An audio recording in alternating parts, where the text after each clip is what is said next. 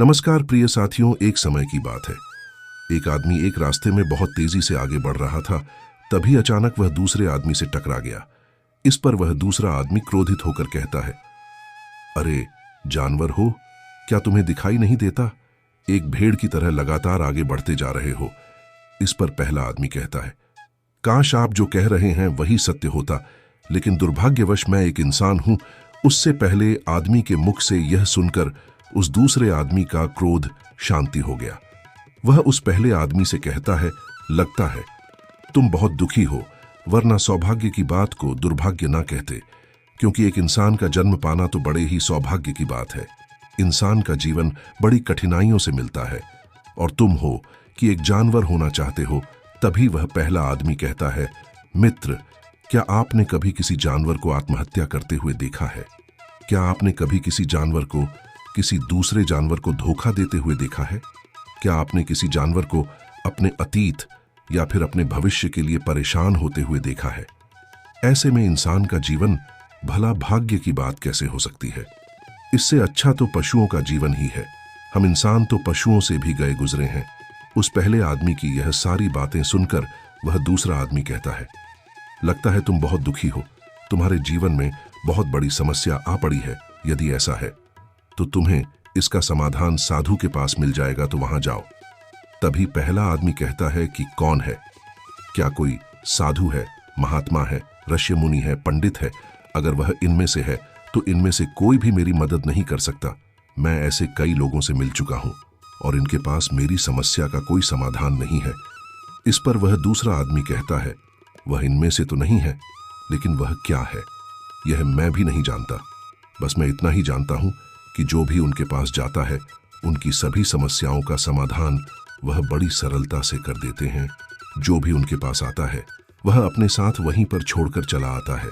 उस दूसरे आदमी की बात सुनकर पहले आदमी को लगा कि उसे भी साधु से मिलना चाहिए। उसने उस दूसरे आदमी से कहा, ठीक है भाई, अगर तुम कहते हो तो मैं एक बार उनसे भी मिल लेता हूं, उन्हें भी देख लेता हूं कि आखिर ऐसी क्या बात है जो लोगों की समस्याओं का समाधान बड़ी सरलता से कर देते हैं। इतना कहकर वह आदमी अगले ही दिन साधु से मिलने के लिए निकल पड़ा। लगातार 10 दिन की यात्रा करने के बाद आखिरकार वह साधु के पास जा पहुंचा। जब वह साधु के करीब पहुंचा तो उसने देखा कि साधु अपने सभी शिष्यों को उपदेश दे रहे थे। साधु कह रहे थे, इस पृथ्वी पर उपस्थित हर किसी का जीवन बहुत कीमती है, परंतु इंसान जीवन अनमोल है। इसका उपयोग कर इंसान जीवन के उच्चतम शिखर तक पहुंच सकता है, और इसी इंसान जीवन के कारण हम इंसान पशुओं से नीचे भी आ सकते हैं। साधु का यह उपदेश समाप्त होते ही वहां पर जो भी लोग बैठे हुए थे वह वहां से चले गए। तभी वह आदमी साधु के करीब पहुंचा और वह साधु को प्रणाम करके कहता है, हे साधुवर, आप कहते हैं कि हम इंसान का जीवन अनमोल है। आखिर हम इंसान के जीवन में ऐसी क्या बात है? हम इंसान के जीवन में कीमती जैसा क्या है? हम चिंता करते हैं, परेशान रहते हैं, हम अपने भविष्य के लिए हमेशा चिंतित रहते हैं। ऐसे ही हजारों प्रकार की समस्याएं हम इंसान के जीवन में चलती रहती हैं। लेकिन आप क्या जाने, आप तो एक साधु हैं। आपने तो यह सारी चीजें त्याग दी हैं, और इसीलिए शायद आप यह सारी बातें बड़ी आसानी से कह सकते हैं। मुझे तो यही लगता है कि इंसान का जीवन बहुत ही कठिन है, हमें इसे समाप्त कर लेना चाहिए। आपने कभी किसी पशुओं को देखा है? ना तो वह चिंता करते हैं, ना ही उन्हें किसी तरह की तकलीफ होती है, ना ही वह कोई परेशानी में रहते हैं। वह तो अपना जीवन मौज मस्ती में जीते हैं। ना ही उन्हें अपने भूतकाल की चिंता होती है, और ना ही भविष्य की। ना ही वह किसी को धोखा देते हैं, और ना ही किसी से शिकायत करते हैं। वह तो बस अपना जीवन जीते रहते हैं। और वहीं पर दूसरी तरफ हम इंसान का जीवन ठीक इसका उल्टा है। मुझे तो यही लगता है कि इंसान का जीवन पशु के जीवन से भी बदतर है। इंसान जीवन एक श्राप है जो हमें मिला है। ऐसे में आपको इंसान जीवन में ऐसी क्या विशेषताएं नजर आती हैं जो आप लोगों को झूठ बताते रहते हैं कि हाँ, इंसान का जीवन बहुत कीमती है, बहुत मूल्यवान है? इस दौरान साधु उस आदमी की सारी बातें ध्यानपूर्वक सुन रहे थे और वह उसकी मनोदशा को समझ रहे थे। आखिर में साधु मुस्कुराते हुए उस आदमी से कहते हैं, बेटा, तुम अपने जीवन के संघर्षों से भाग रहे हो। यदि तुम संघर्ष करोगे ही नहीं तो जीवन सफल कैसे बनेगा? और जब हम संघर्षों से भागते हैं तो हमारा जीवन दूसरों के अधीन हो जाता है और फिर हमें दूसरों के अनुसार ही चलना पड़ता है। इसलिए हमें अपने जीवन के लिए संघर्ष तो करना ही पड़ता है। साधु के मुख से यह सुनकर वह आदमी बहुत अचरज में पड़ गया।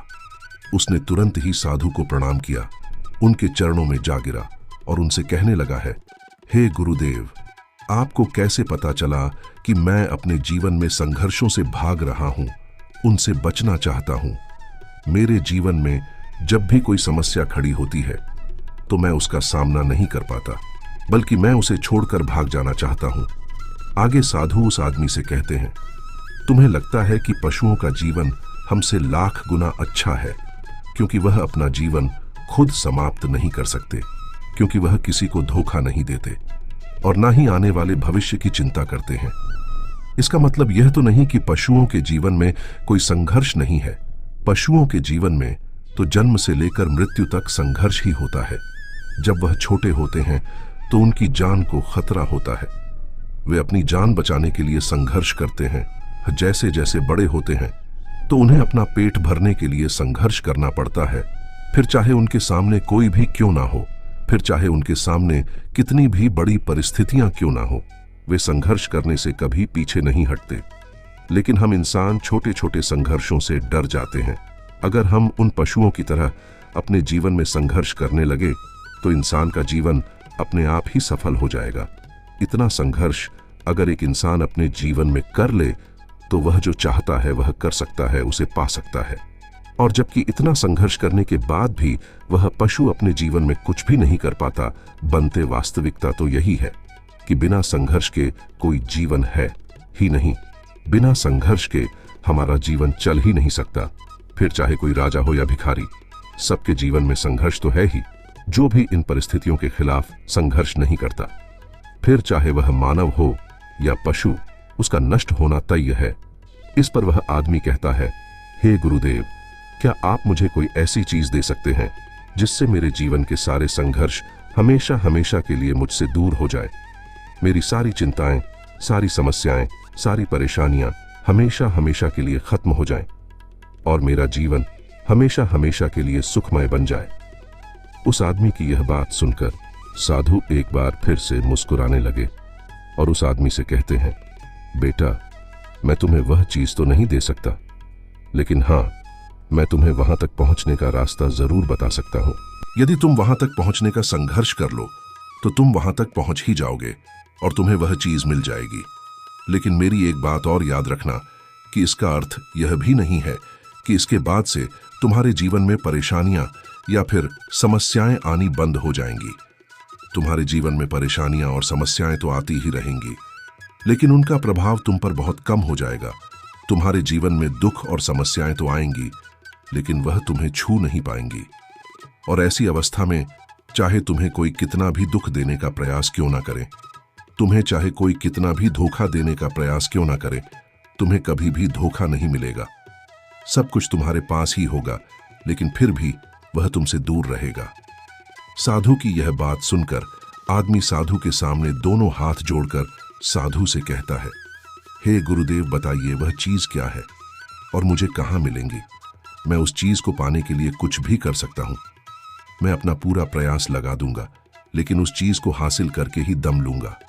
इस पर साधु ने उस आदमी से कहा, सोच लो बेटा, एक बार यदि तुमने रास्ता शुरू कर दिया तो तुम्हें उस रास्ते पर चलते ही रहना होगा जब तक कि तुम अपनी मंजिल को पाने ही लेते, और यह रास्ता अत्यंत संघर्षों से भरा होगा। क्या तुम अपनी मंजिल तक पहुंच पाओगे? इस पर आदमी कहता है, आप मुझे वह रास्ता बताइए, मैं उस पर चलूंगा। मैं अपनी अंतिम सांस तक संघर्ष करूंगा, लेकिन उस चीज को हासिल करके ही दम लूंगा। इस पर साधु कहते हैं, सुनो, उस चीज का नाम है शांति, जो तुम्हारे मन के भीतर गहराइयों में है। जैसे यह समुद्र की लहरें ऊपर से तो बड़ी तीव्र नजर आती हैं और उछाल मारती हैं, जिन्हें देखकर हमारा मन घबरा जाता है, परंतु ठीक इसी के विपरीत उसकी गहराई में वह बहुत ही शांत होता है। और ठीक इसी प्रकार हमारे मन की गहराइयों में भी वह शांति छिपी हुई है। तुम्हें अपने मन की गहराइयों में उस शांति को खोजना होगा, उस शांति के लिए संघर्ष करना होगा। और अगर तुम रास्ते से नहीं भटके तो जैसा मैंने तुम्हें कहा है, वह सब तुम्हें मिलेगा जो तुम चाहते हो। साधु के मुख से यह सुनकर वह आदमी कहता है, हे गुरुदेव, मैंने तो सोचा था कि आप मुझे कोई ऐसी वस्तु बताएंगे जिसे मैं किसी भी हालत में खोज लूंगा और उसके बाद मेरा जीवन सुखमय बन जाएगा। इस दुनिया में ऐसी कोई चीज जिसे खोजा नहीं गया, उसे तो खोजा जा सकता है, लेकिन मैं अपने मन के भीतर कैसे जा सकता हूं? वहां भला कौन सा रास्ता जाता है? वहां भला ऐसी कौन सी सवारी जाती है जिस रास्ता पर मैं चलकर या फिर उस सवारी के द्वारा वहां तक पहुंच सकता हूं? इस पर साधु मुस्कुराने लगे और उस आदमी से कहते हैं, बेटा, वहां पर कोई सवारी नहीं जाती और ना ही वहां पर इंसान पैदल जा सकता है। फिर भी वह एक रास्ता है और उस रास्ता पर चलना ही पड़ता है। इस पर वह आदमी कहता है, हे गुरुदेव, तो आप मुझे बताइए, मैं उस रास्ता पर चलकर कैसे अपने मन के भीतर की उस शांति को खोज सकता हूं? इस पर साधु ने कहा, इस दुनिया में सबसे शक्तिशाली क्या है? इसका जवाब देते हुए वह आदमी कहता है, हे गुरुदेव, इस दुनिया में सबसे शक्तिशाली भगवान है, जिसके पास असीम शक्ति है, जिसके पास सब कुछ है, उसके पास किसी चीज की कोई कमी नहीं। इसके जवाब में साधु कहते हैं, नहीं, इस दुनिया में सबसे शक्तिशाली चीज है इच्छा, और यही इच्छा इस दुनिया को चला रही है। जो कोई भी कुछ भी कर रहा है वह उसकी इच्छा का ही परिणाम है, उसका कर्म है। सब कुछ उसकी इच्छा के अनुसार ही चल रहा है। जहां कहीं भी है, जिस किसी भी परिस्थिति में है, वह उसकी इच्छा के अनुसार ही है, वह उसकी इच्छा का परिणाम ही है।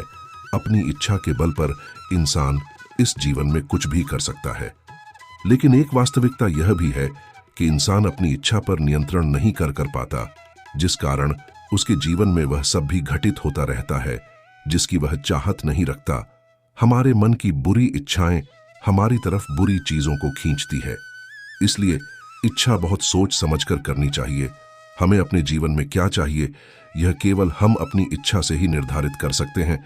इस पर वह आदमी कहता है, हे साधुदेव, तो क्या मैं अगर यह इच्छा करूं कि मुझे अपने मन की भीतर की शांति मिल जाए, तो क्या वह मुझे मिल जाए?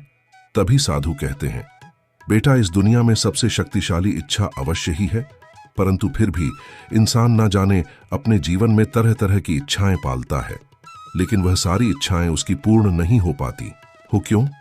क्योंकि उस इच्छा को पूरा करने के लिए एक और चीज की आवश्यकता पड़ती है, और वह एक चीज की कमी इंसान के जीवन में हमेशा बनी रहती है।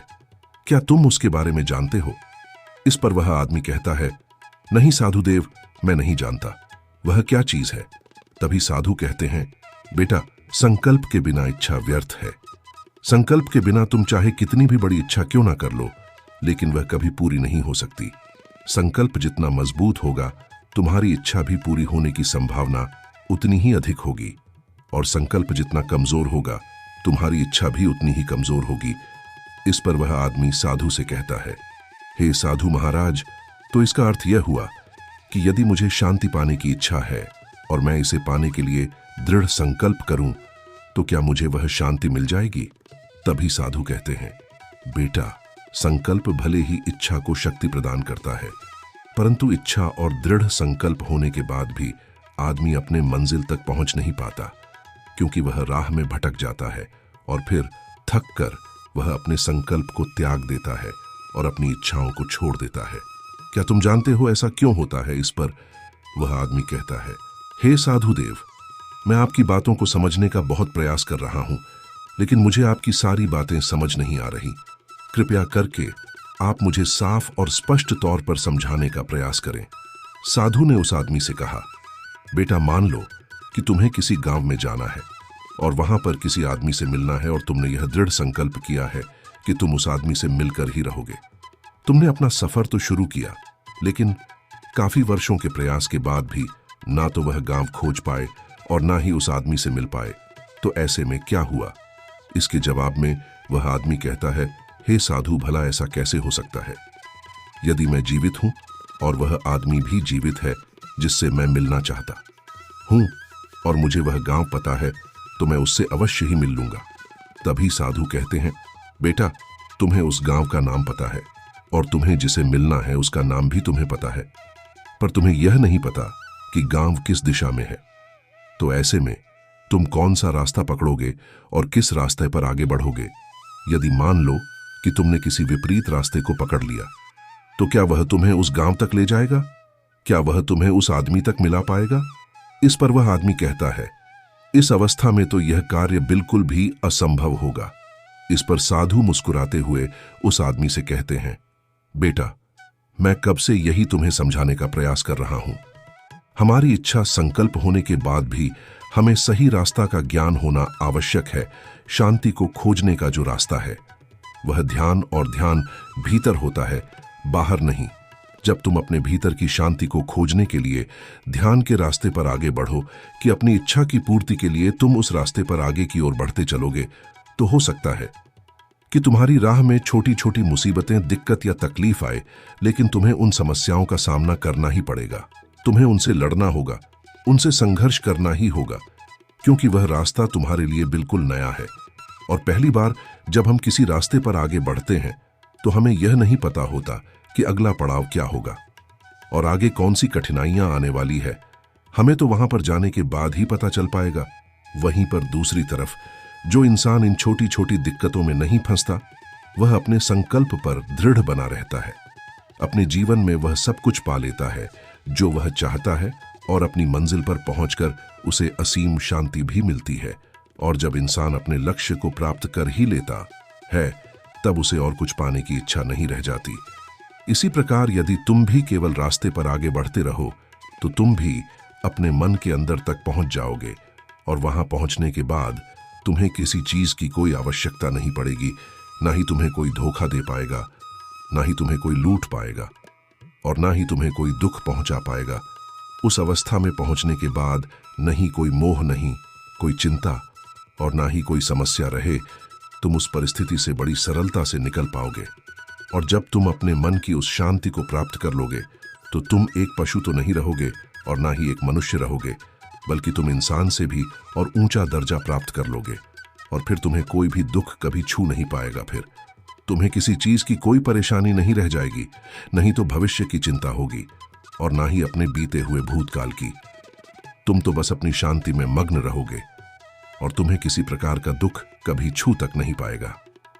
साधु की यह बात सुनकर वह आदमी साधु के चरणों में गिर पड़ा और साधु से कहता है, हे साधु, आपकी सारी बातें सत्य है। मैं आपकी सारी बातें समझ चुका हूं, लेकिन फिर भी मेरे मन में एक दुविधा है। मेरे पास क्या ऐसी कोई चीज नहीं रख सकता जिससे मेरी सारी दुख, सारी तकलीफें, सारी कठिनाइयां हमेशा हमेशा के लिए दूर हो जाएं। इस पर साधु मुस्कुराते हुए कहते हैं, बेटा, यदि तुम बाहरी दुनिया से कुछ अपने पास रखना चाहते हो तो तुम उस शांति को पाने का प्रयास छोड़ ही दो, क्योंकि तुम कुछ ऐसा पाना चाहते हो जिससे तुम्हारी समस्याएं कभी समाप्त नहीं होंगी, बल्कि और बढ़ती चली जाएंगी, क्योंकि तुम्हारी समस्याओं का समाप्त होना संभव ही नहीं हो पाएगा। और जानते हो ऐसा क्यों है? इस पर वह आदमी कहता है, हे साधुदेव, पर ऐसा क्यों? इसका जवाब देते हुए साधु कहते हैं, बेटा, क्योंकि बाहर तो पहले से ही शांति है, चारों ओर केवल शांति ही शांति है। हमें तो बाहर की शांति नजर आती है, लेकिन हमारे भीतर की शांति हमें नजर नहीं आती। और जो शांति हम बाहर की ओर देख रहे हैं वह बाहर नहीं, बल्कि हमारे भीतर ही है। इसलिए जब तक तुम अपने अंतर को ठीक नहीं कर पाओगे, तब तक तुम बाहर कुछ भी नहीं कर सकते। जब तक तुम्हारे भीतर सब कुछ ठीक नहीं होगा, तब तक बाहर कुछ अंदर को ठीक नहीं कर पाओगे, तब तक तुम बाहर कुछ भी नहीं कर सकते। जब तक तुम्हारे भीतर सब कुछ ठीक नहीं होगा, तब तक बाहर कुछ भी ठीक नहीं हो पाएगा। इतना कहकर साधु शांत हो गए, और वह आदमी साधु की बातों पर विचार करने लगा। उसके पास साधु के बताए गए रास्ते के अलावा और कोई रास्ता भी नहीं था। उसने दृढ़ संकल्प लिया, वह अपने भीतर की उस शांति तक पहुंचकर ही रहेगा। उसने ध्यान के रास्ता को अपनाया और आगे की ओर बढ़ने लगा। अब वह आदमी अपनी मंजिल तक पहुंचता है या नहीं, यह तो उसकी संकल्प, उसकी इच्छा शक्ति और उसके रास्ता में लगातार आगे बढ़ने पर निर्भर करता है। उसे यह भी समझ आ गया कि इंसान का जीवन पशुओं से बुरा नहीं है, बल्कि उससे जैसा जीवन मिला है वही सही है, और उससे वह और बेहतर कर सकता है। मित्रों, उम्मीद है हमारा आज का वीडियो जरूर पसंद आया होगा। ऐसे ही वीडियो पाने के लिए हमारे चैनल को सब्सक्राइब करें और हमारे वीडियो को लाइक करें, ज्यादा से ज्यादा शेयर करें। कमेंट सेक्शन में जय श्री कृष्णा जरूर लिखिए। धन्यवाद मित्रों।